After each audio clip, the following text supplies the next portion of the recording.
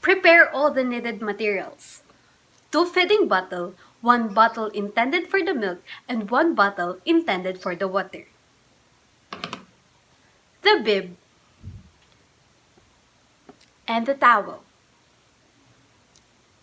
Get the baby, put it in a football hold position. Get the bib, tie it on the neck of the baby.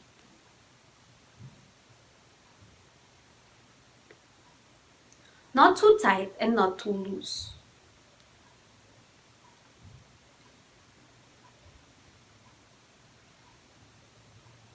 Hold the baby in a cuddling position, 45 degrees angle, where the head is higher than the body. Remember also to put the head of the baby on your dominant hand. Get the towel, put the towel on your shoulder, where the head of the baby is. Get the feeding bottle with milk, shake it through rolling or sideways. Open the lid to release the air and close it tightly. Open the cover and place it in this way. Check the temperature of the milk. 1, 2, 3. Introduce the nipple on the side of the lips of the baby and not directly on the mouth. This is called the sucking or the rooting reflex. After the first half of the milk, use your pinky finger to remove the nipple.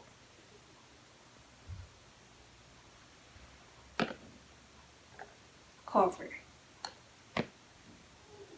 Get the water. Open it. Introduce again the nipple on the side of the lips of the baby and remove it using your pinky finger.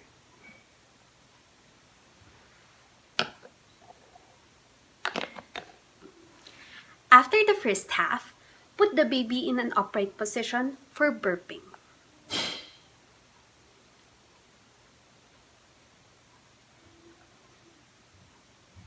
Then consume the other half.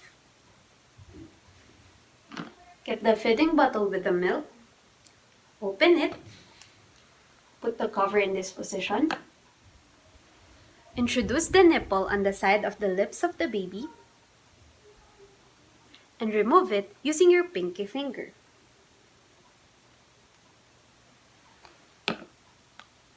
Cover. Get the water, open the cover, put the cover in this position, introduce the nipple on the side of the lips of the baby, and remove it using your pinky finger.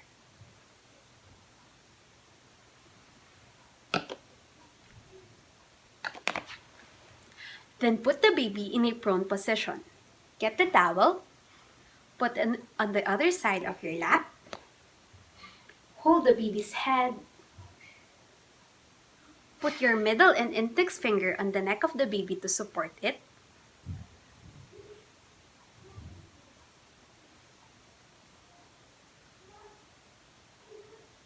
and of course, the sitting position.